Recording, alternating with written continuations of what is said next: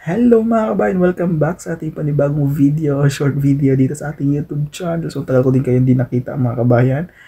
Matagal na din hindi ako nakita pala. Matagal tayong hindi nakapag-upload dito sa ating YouTube channel. Hindi ako nakapag-gawa ng mga ganitong video mga kabayan. Yung may mga tanong na pwede natin sagutin. So yung katanungan niya yun, if meron ba daw only contract dito sa Croatia? If only contract ba daw dito sa Croatia mga kabayan? Tanong ni kabayan sa atin. So yun nga, ang tagal natin hindi nakita. So nag-update ako ito sa aking YouTube channel mga kabayan if magla-live ako para maging active lang itong ating YouTube channel. So maraming salamat pa rin sa mga subscribers natin na hanggang ngayon nagsusubscribe pa rin mga kabayan. Kahit wala tayong masyadong mga old video yung pinapanood nila, so nagsusubscribe pa rin. So welcome dito sa aking YouTube channel. So yun yung pag-uusapan natin mga kabayan. Merong contract dito sa Croatia, dalawa lang naman yung contract na binibigay nila. So merong seasonal contract at saka 1-year contract mga kabayan. So yung seasonal contract mga kabayan is 6 months or 9 months contract ang binibigay ng mga agency kung saan kayo nag-apply sa Pilipinas or sa galing kayo ng ibang bansa cross country papunta dito. So meron din naman mostly ang binibigay din nila yun yung mga 6 months contract. Pero nga may mga agency naman mga kabayan nagbibigay ng 1-year contract dito sa Croatia. So maswerte ka lang if 1-year contract ibibigay sa inyo.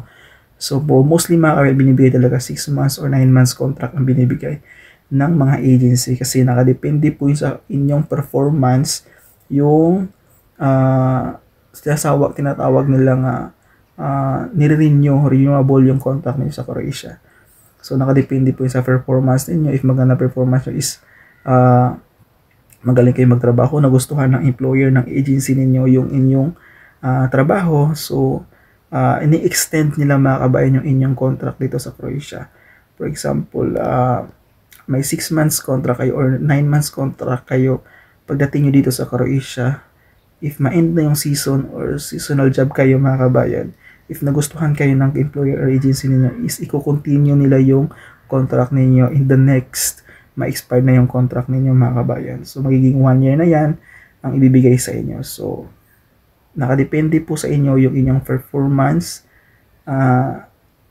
Nakadepende sa inyo yung kontrata din ninyo mga kabayan, or nakadepende din sa company or agency na may hawak sa inyo mga kabayan yung kontrata ninyo dito sa Croatia. So kailangan galingan natin sa trabaho, pakitang gilas tayo sa trabaho mga kabayan para ma-extend yung inyong contract dito sa Croatia. So yung mga sinasabi nilang pag ma-end na yung contract nila, if ma-end na, uwi sila ng Pilipinas. So hindi po ganun mga kabayan, nasa inyo po yun.